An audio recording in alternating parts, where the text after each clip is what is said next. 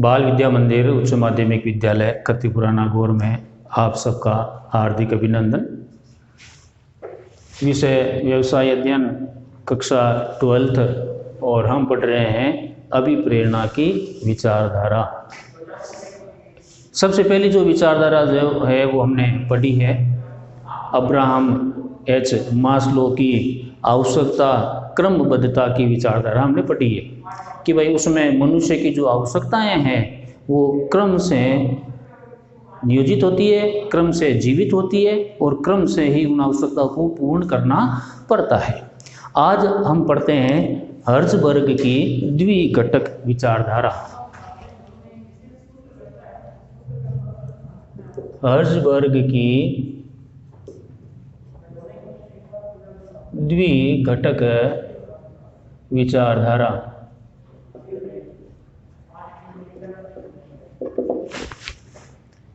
Herzberg की एक विचारधारा है जो दो घटकों पर आधारित है। कौन कौन से वो घटक है वो आपके सामने लिखे हुए हैं। पहला है स्वास्थ्य यानी आरोग्य घटक जिसको हाइजीन फैक्टर कहते हैं। दूसरा है अभिप्रेरक घटक जिनको मोटिवेटिंग फैक्टर कहते हैं। इनको हम बाद में पढ़ लेंगे। पहले एक बार इस विचारधारा की जो प्रमुख बातें हैं वो हम पढ़ लेते हैं। इस विचारधारा में क्या क्या महत्वपूर्ण बातें बताई गई है उनको हम पहले पढ़ लेंगे। हर्ज़बर्ग की इस विचारधारा को साथियों ने मिलकर प्रतिपादित किया है। तो सबसे पहले इसका महत्वपूर्ण बात जो है इस विचारधारा की वो बता देते हैं। द्विघटक विचारधारा को मनोवैज्ञानिक द्विघटक विचारधारा को मनोवैज्ञानिक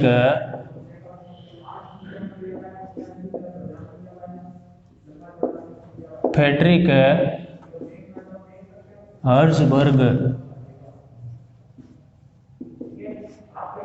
और उनके साथियों ने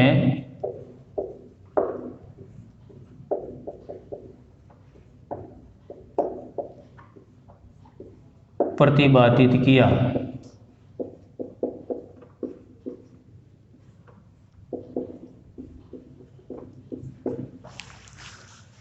द्विघटक विचारधारा को मनोवैज्ञानिक फ्रेडरिक हर्ज़बर्ग और उनके साथियों ने प्रतिपादित किया। हर्ज़बर्ग और साथियों ने मिलकर 200 इंजीनियरों पर शोध किया। साइकोलॉजी की सर्विस पिट्सबर्ग में, साइकोलॉजी की सर्विस है पिट्सबर्ग।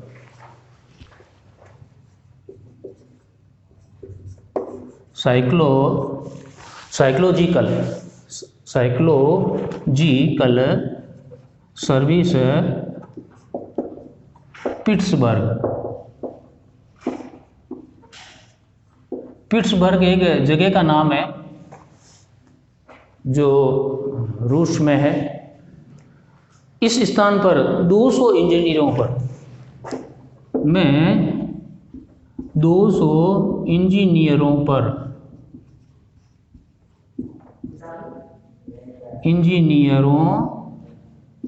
पर शोध कार्य किया।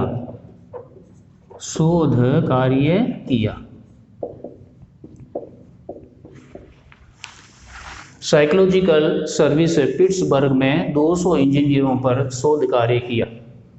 फ्रेडरिक हर्ज़बर्ग और उनके साथियों ने मिलकर शोध करने के बाद में क्या उनको प्राप्त हुआ, क्या जानकारी मिली। इस विचारधारा के अनुसार मनुष्य की आवश्यकता को 2 समूहों में विभाजित किया गया है। इस विचारधारा के अनुसार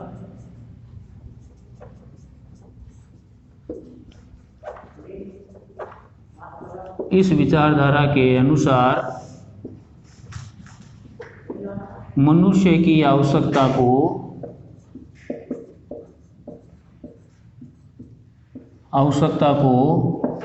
2 घटकों में विभाजित किया। 2 घटकों में विभाजित किया है।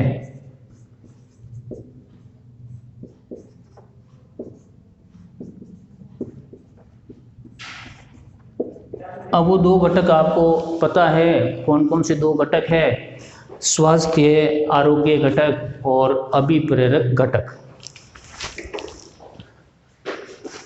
इस विचारधारा के अनुसार हर्ज़बर्ग और फ्रेडरिक हर्ज़बर्ग और उनके साथियों ने मिलकर मनुष्य की आवश्यकता को दो घटकों में विभाजित किया। घटक आपके सामने लिखे हुए हैं, स्वास्थ्य आरोग्य घटक और दूसरा है अभिप्रेरक घटक। स्वास्थ्य घटकों का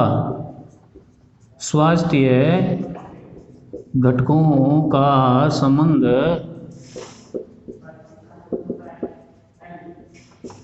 वातावरण से होता है।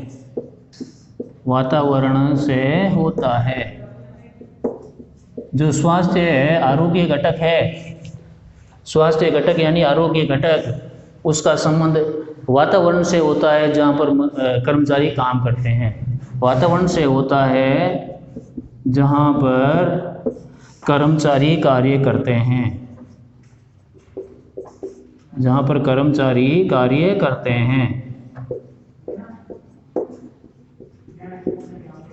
तो स्वास्थ्य घटकों का संबंध वातावरण, कार्य का वातावरण जहाँ पर कर्मचारी कार्य करते हैं उसका संबंध है। और ये कर्मचारी को असंतुष्ट होने से रोकते हैं,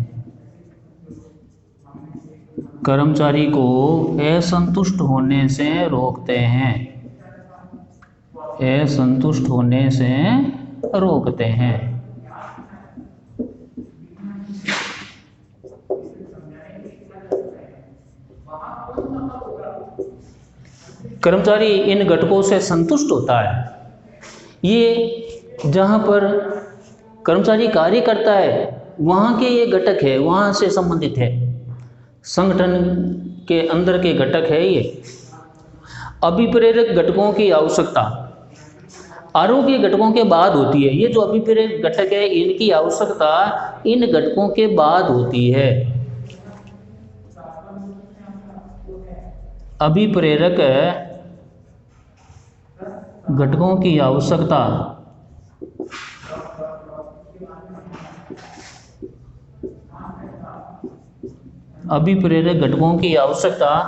आरोग्य घटक के बाद होती है। आरोग्य घटक के बाद होती है।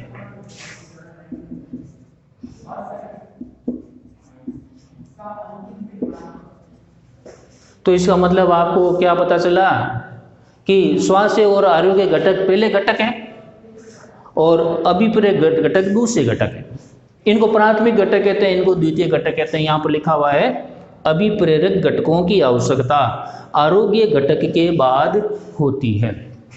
हर्ज़बर्ग की इस विचारधारा के अनुसार आरोग्य घटकों से कर्मचारी अधिक प्रभावित होता है। हर्ज़बर्ग की विचारधारा के अनुसार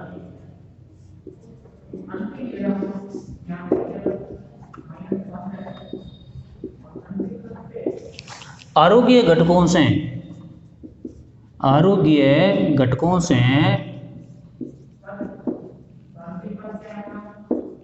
कर्मचारी अधिक प्रभावित होता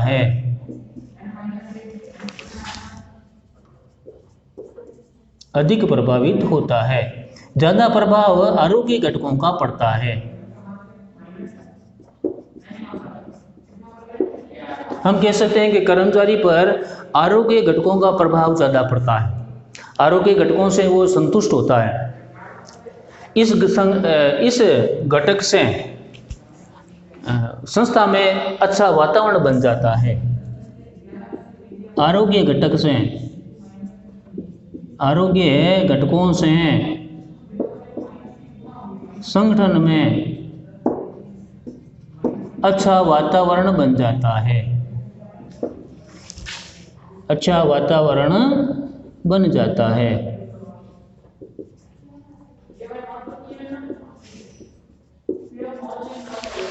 आरोग्य घटक, स्वास्थ्य घटक, भाई संस्था जो है वो आरोग्य बनी रहे, स्वस्थ बनी रहे। संस्था सब स्वस्थ कैसे रहेगी? आरोग्य या बिना मतलब इन घटकों के तो वो संस्था रोग्य बन जाएगी। संस्था स्वस्थ रहे, अच्छी तरह कार्य करे, वो संस्था स्वस्थ होती है। तो स्वास्थ्य घटक जो है वो आपके सामने लिखे हुए हैं। अब आरोग्य घटकों को अनुरक्षण घटक भी कहते हैं। आरोग्य घटकों को अनुरक्षण घटक भी कहते हैं। अनुरक्षण घटक, मेंटेनेंस फैक्टर भी कहते हैं, अनुरक्षण घटक भी कहते हैं।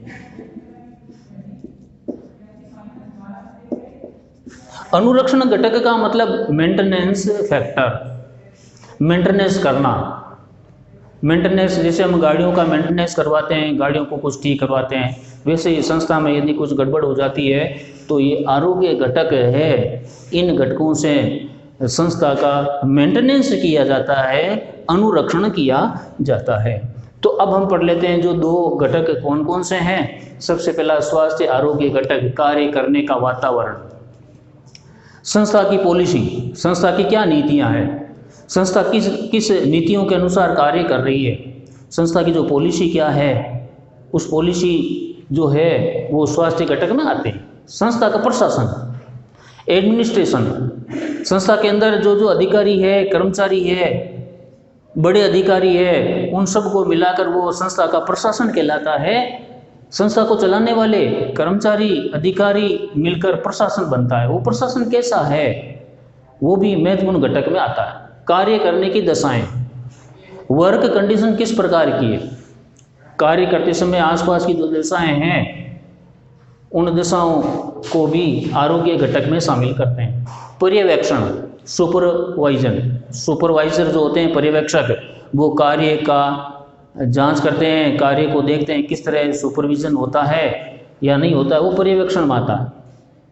पारस्परिक व्यक्तिगत संबंध, कर्मचारियों के बीच में आपस में किस तरह का संबंध है, कर्मचारी अधिकारी का संबंध किस तरह का है, अधिकारियों का कर्मचारियों से संबंध, कर्मचारी का कर्मचारियों से संबंध, तालमेल किस तरह का है, वो इस संबंध में आते हैं। वेतन और मजदूरी, कार्य करते हैं, कार्य करने का जो पारिश्रमिक होता है वो वेतन और मजदूरी होता है। वो वेतन और मजदूरी पूर्ण रूप से कर्मचारी उससे संतुष्ट होते हैं या नहीं बताई जाती है। अनुषंगी लाभ, अनुषंगी लाभ बोनस है, किसी विशेष त्योहार पर बोनस देना, संस्था की जो स्थापना दिवस है कि भाई आज के दिन स्थापना हुई, उस दिन विशेष कोई वित्तीय घोषणा करना, वित्तीय घोषणा बोनस की है, महंगाई भत्ता है, पेंशन है, बीमा है, रहने के लिए जगह देना, ये सभी अनुषंगी लाभ में आते हैं। कार्य की सुरक्षा, वर्क सिक्योरिटी, वर्क सेफ्टी, कर्मचारी अपना कार्य सुरक्षित चाहते हैं कि मैं इस संस्था में लंबे समय तक कार्य करूं, मेरा कार्य यहाँ सुरक्षित रहे, मैं जिस पद पर हूँ उस पद पर मैं लगातार लंबे समय तक काम करूं, वो कार्य की सुरक्षा है। इसी तरह अभिप्रेरक घटक, उपलब्धियाँ, कर्मचारी ने क्या क्या उपलब्धियाँ पाई है, अचीवमेंट क्या क्या किया है, उसने अपने कार्य करते समय क्या क्या उपलब्धियाँ प्राप्त कर ली, कौन कौन से पद पर उसने काम किया, किस किस पद पर उनका प्रमोशन हुआ, वो सभी उपलब्धियों में आता है। मान्यता और सम्मान, कर्मचारी को मान्यता देना कि भाई ये कर्मचारी अच्छी तरह है, इसको संस्था की आवश्यकता है, और उसका सम्मान भी करना, समय समय पर सम्मान के समारोह आयोजित करना। विकास, डेवलपमेंट, प्रत्येक कर्मचारी का विकास जरूरी है। विकास से व्यक्ति का मानसिक भी होता है विकास और शारीरिक भी होता है। विकास में प्रशिक्षण, ट्रेनिंग देना, प्रशिक्षण देना, कार्य करने के तरीके बताना, वो विकास में आता है। उत्तरदायित्व, रेस्पॉन्सिबिलिटी, उत्तरदायित्व क्या है, प्रत्येक कर्मचारी सोचना लग जाता है नहीं कि मेरा दायित्व क्या है, मेरे को क्या करना है, मेरा रेस्पॉन्सिबिलिटी क्या है, मेरा उत्तरदायित्व क्या है, वो इस अभिप्रेरक घटक में आते हैं। व्यक्तिगत उन्नति, पर्सनल प्रमोशन, पर्सनल प्रोग्रेस, खुद की उन्नति करना। क्या क्या सीखा मैंने इस संस्था से? मैं इस संस्था में काफ़ी लंबे समय तक हूँ, मेरी व्यक्तिगत उन्नति यहाँ संस्था में हुई है। मैं बहुत सारा आज कार्य क्षमता है मेरी, मैं तरह तरह के कार्य करना भी अब जानता हूँ, वो उसकी व्यक्तिगत उन्नति है। कार्य की प्रकृति, कार्य का नेचर क्या है, कार्य करने की प्रकृति क्या है, किस तरह यहाँ पर काम होता है, वो सब अभिप्रेरक घटक में आते हैं। तो अभिप्रेरक घटक में उपलब्धियाँ, मान्यता, सम्मान, विकास, उत्तरदायित्व, व्यक्तिगत उन्नति, कार्य करने की प्रकृति। तो ये है हसबर्ग की द्विघटिकीय विचारधारा। इनको आप नोटबुक में अवश्य लिखें। धन्यवाद।